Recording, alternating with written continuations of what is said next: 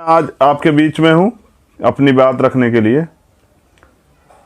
तो जो बहुजन समाज में जन्मे, जिनकी वजह से हम लोगों ने, हमें पढ़ने का अधिकार मिला, हमें सीखने का अधिकार मिला, हमें लड़ने का अधिकार मिला, हम लोग संघर्ष कर पा रहे हैं और हमारा जीवन जानवरों के जीवन से इंसानों जैसा हुआ है, मैं उन सभी को नमन करता हूँ। और आज मैं नमन करता हूँ महापुरुषों को नमन के बाद अपने पिताजी को, क्योंकि आज का जो लाइव है वो एक लाइव नहीं है, वो एक वार्ता है अपनी दिल की जो तकलीफ है आप लोगों को बयां करने के लिए। और वो मेरी तकलीफ नहीं, वो हर गरीब व्यक्ति की तकलीफ है, और वो हर उस व्यक्ति की तकलीफ है। जब आप उसे सुनेंगे तो आपको पता लगेगा कि जिस व्यक्ति ने कुछ खोया, मेरे जीवन में ये बदलाव कैसे आया। चंद्रशेखर एक वकील जो है वो एक सिपाही कैसे बना, भीम आर्मी के लिए प्रेरणा कहां से आई और ये संघर्ष कहां से शुरू हुआ, उसके पीछे कहानी है। मैं कुछ लोगों से बयां कर चुका हूं, लेकिन आज मैं उस पर बात रखना चाहूँ क्योंकि हालात बिल्कुल ऐसे ही। करुणा के सागर तथागत गौतम बुद्ध, संत श्रोमणी सतगुरु रविदास जी महाराज, भगवान वाल्मीकि महाराज, गुरु नानक देव, संत कबीर। और आज मैं सीधी बात पे आता हूँ। बाबा साहब अम्बेडकर को नमन करता हूँ, माननीय काशीराम साहब को नमन करता हूँ, भीम आर्मी और आजाद समाज पार्टी के एक कार्यकर्ता को नमन करता हूँ, उनको आभार प्रकट करता हूँ, उनका धन्यवाद करता हूँ, क्योंकि हमारे महापुरुष थे तो हम हैं। और मुझको पहचान देने वाले लाखों करोड़ों भीम आर्मी के कार्यकर्ता पदाधिकारियों का धन्यवाद करता हूँ। मैं जो कहानी बयां कर रहा हूँ वो मेरे पिताजी की कहानी। जब 2012 में उनको कैंसर हुआ और मैं उनको लेकर गया दिल्ली एम्स में, वो स्वाभिमानी व्यक्ति जो किसी की एक बात बर्दाश्त नहीं करता था, लेकिन मेरे वहां जाने के बाद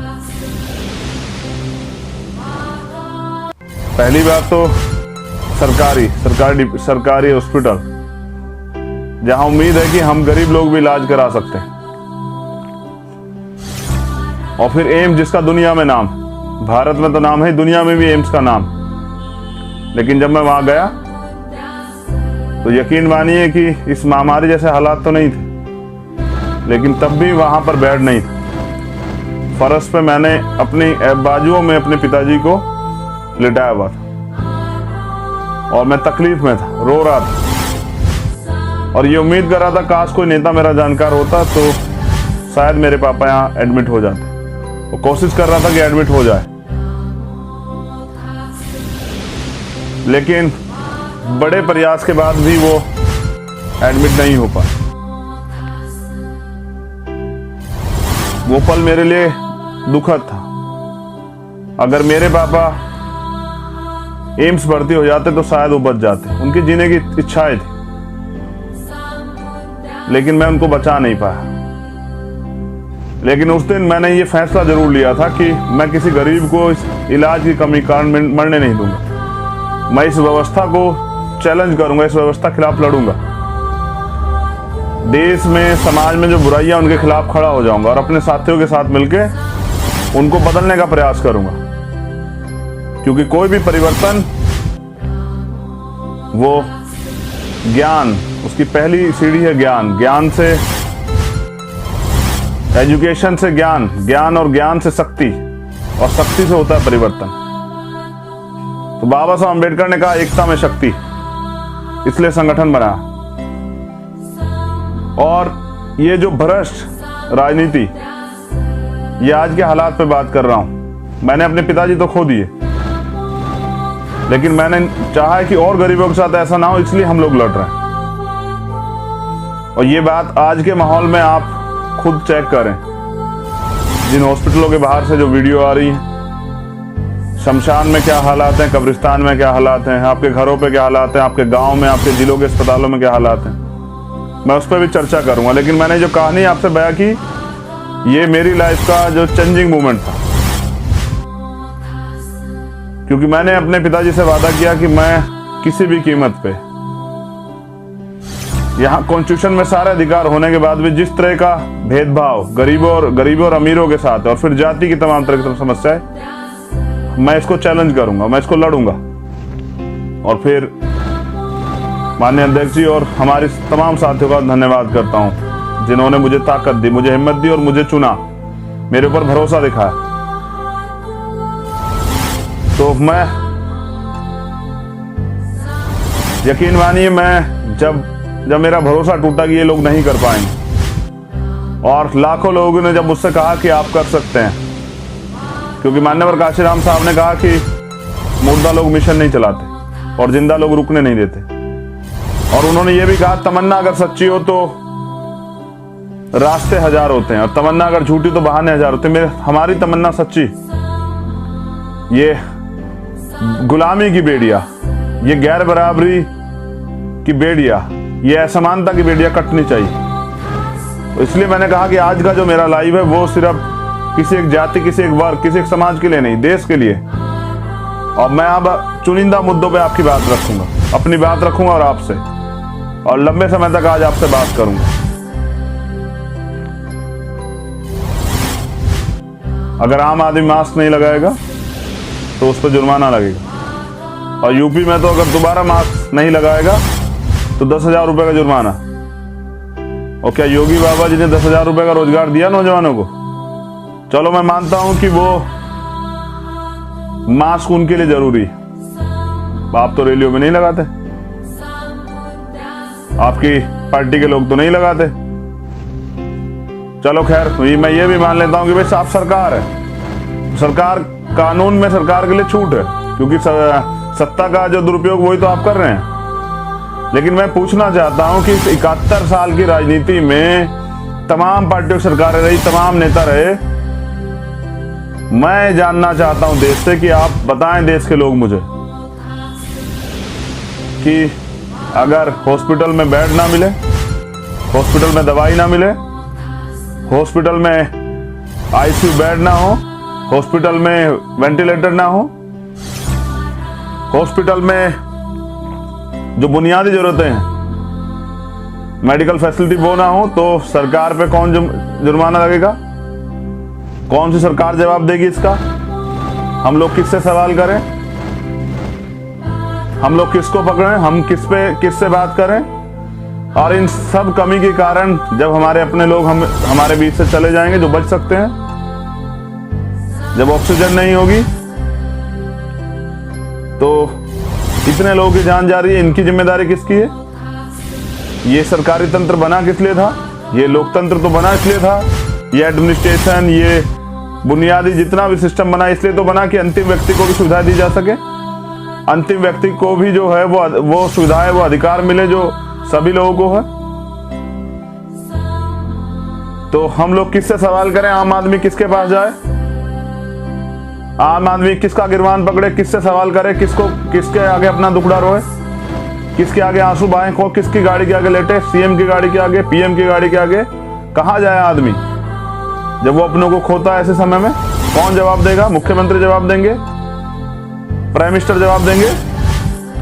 जब आप सवाल करेंगे, आप मुद्दों पे सवाल करेंगे, इधर आप सवाल करेंगे तो वो आपको नक्सली कह देंगे, खालिस्तानी कह देंगे, आतंकवादी कह देंगे, देशद्रोही कह देंगे।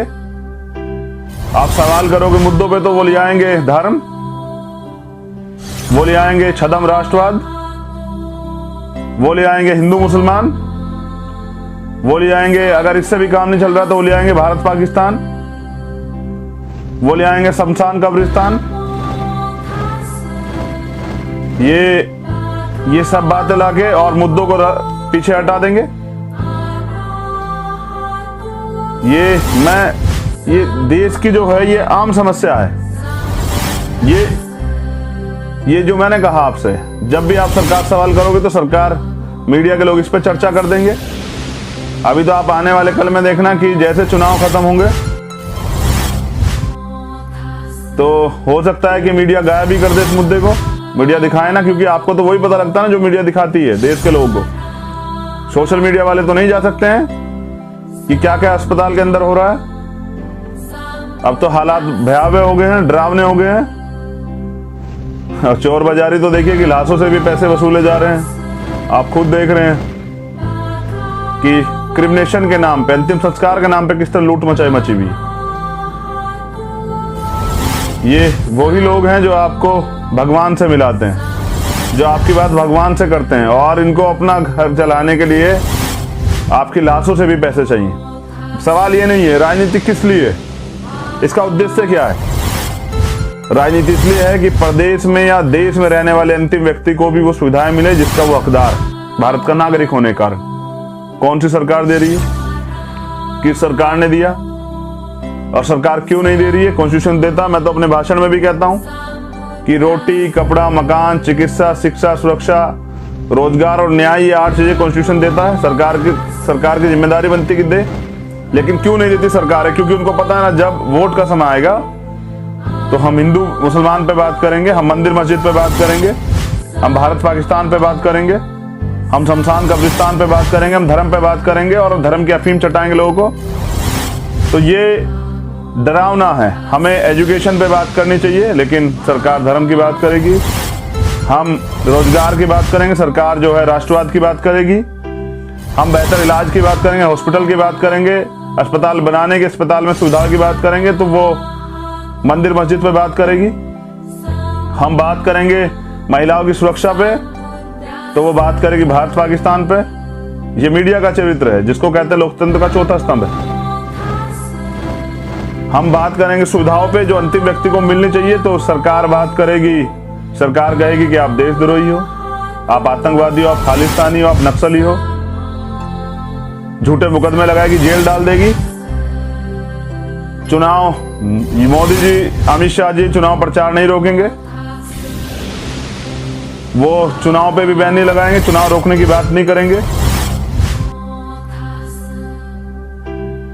चलिए चुनाव प्रचार मत रोकिए, चुनाव पे बैन मत लगाइए, लेकिन पूर्व सुबह के शाम समय जो है चुनाव में सभा करेंगे लाखों लोगों की, रोड शो करेंगे।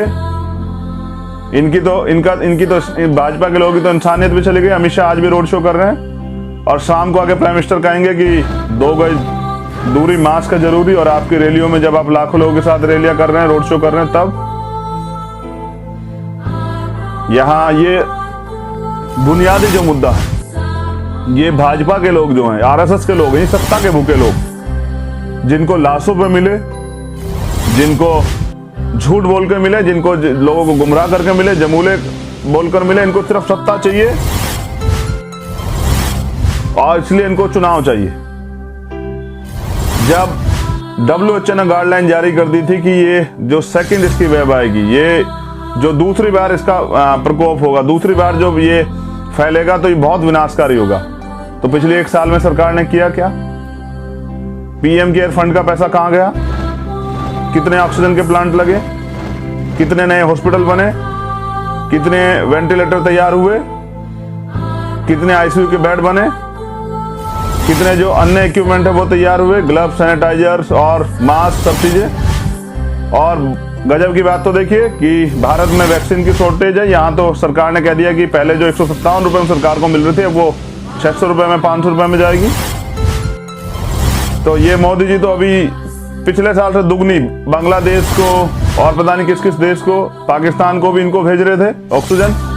और आज हमारे हालात, देश में हालात देखिए, आज जरूरत है खरीदनी पड़ रही है, मंगानी पड़ रही है।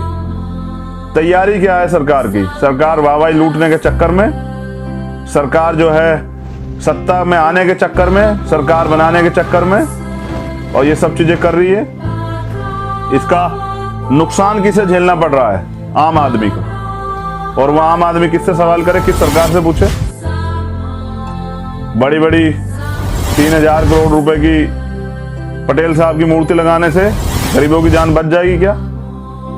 स्टेडियम बनाने से गरीबों की जान बच जाएगी क्या? 4000 करोड़ रुपए कुंभ में लगाने से गरीबों की जान बच जाएगी क्या? और जो आज हालात हैं, ऑक्सीजन का सिलेंडर अस्पताल वाले कहते हैं कि गरीब आदमी लेके आए अपना, तब पेशेंट भर्ती होगा। तो कितना रोजगार दिया सर आपने? कितने लोगों को जो है आर्थिक इकोनॉमिक कंडीशन क्या है, देश की GDP कहाँ है, क्या बताना पड़ेगा आपको? माइनस में चल रहे हैं आप लोग।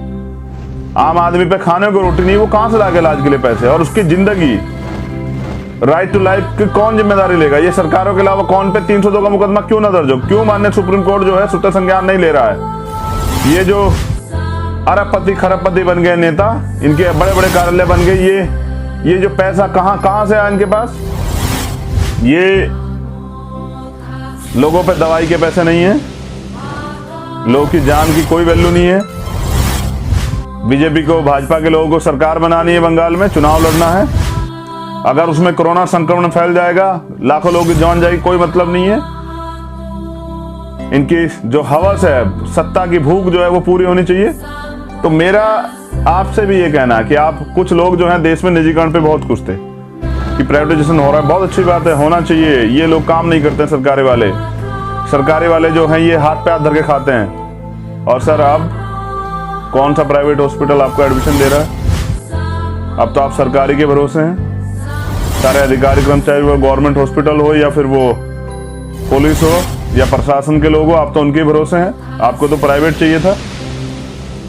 आप तो बड़े बड़े दावे कर रहे थे कि इससे तो जो है मकारे लोग जो हैं उसमें रूलिंग में बैठे हुए हैं, सरकारी की वजह से ये तो बंद होना चाहिए। और आप आज, जब आपके पिताजी हॉस्पिटल में हैं और आप इलाज का खर्चा नहीं जुटा पा रहे हैं, आपकी माँ हॉस्पिटल में, आपकी बहन हॉस्पिटल में, आपकी पत्नी हॉस्पिटल में, आपका बच्चा हॉस्पिटल में है, तो सर अब कौन से सरकारी वाले को गाली देंगे? ये अपनी जिम्मेदारियों से भाग के काम नहीं चलेगा। ये जो देश के जो लोग हैं, ये चुनाव के समय अपनी जिम्मेदारी से भागते हैं और ये सवाल नहीं करते हैं। निजीकरण पे खुश होने वालों से मैं दोबारा पूछना चाहता हूँ, सर अब जहां आपकी आय इतनी अच्छी नहीं है, आपको तो पता है ना कि प्राइवेट वाले तो अभी किसी की गाड़ी भी रख ली, वो डेड बॉडी नहीं दे रहे थे तो किसी की गाड़ी भी रख ली उन्होंने कि भाई गाड़ी छोड़ जाओ, गाड़ी हम लोग रखेंगे अपने पास, अगर जब पैसे चुका दोगे तब ले जाना। ये प्राइवेट।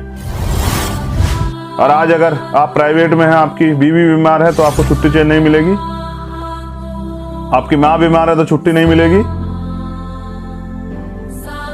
ये प्राइवेट सेक्टर तो अब छुट्टी मार के बैठ जाएगा। सरकारी कर्मचारी अभी भी जाएंगे, अपनी जान को जोखिम में लेंगे। सफाई कर्मचारी जाएगा सड़कों पे, अधिकारी कर्मचारी जाएंगे। तो क्योंकि आपको जानकारी नहीं है और आप जानना नहीं चाहते, आप सवाल नहीं करना चाहते, इसलिए आप इन सब चीजों से अनभिज्ञ हुए बैठे हैं और आप जानना भी नहीं चाहते। देखिए, मैं बहुत सीधी बात आपसे कर रहा हूं, ये इसमें कोई चोरी नहीं है। ये जो अडानी अंबानी के किराए पे लाए गए लोग हैं, ये आपका भला नहीं कर सकते हैं, ये आप जान लीजिए। ये जो किराए पे लाए हुए लोग हैं, जो अडानी अंबानी के अपने लोग हैं, ये आरएसएस भाजपा के लोग आपका भला नहीं कर सकते। और जो लोग पहले भी सरकार में रहे, उन्होंने कितना भला किया आप देख लीजिए। दूसरे देशों की तुलना में हम लोग कहां हैं? और आज भी लोग हवन से खत्म कर रहे हैं, कोरोना पूजा पाठ से खत्म कर रहे हैं, तो हॉस्पिटल तो की जरूरत ही नहीं उन लोगों को, तो उनको तो नहीं जाना चाहिए हॉस्पिटल, जो आज भी पाखंडवाद में घूम रहे हैं। और मुझे दुख है कि यहाँ तो आप हालात देखिए, मुसलमान होना अपराध है। जब पिछली बार तबलीगी जमात पे बात आई थी तो कितना बवाल काटा था हम लोग, ये देश के लोगों ने पानी पी पी के गालियां दी थी मुसलमानों को। और अब करो, अब कुंभ में, क्योंकि आपका वोट खतरे में पड़ जाएगा तो आप नहीं बोलेंगे।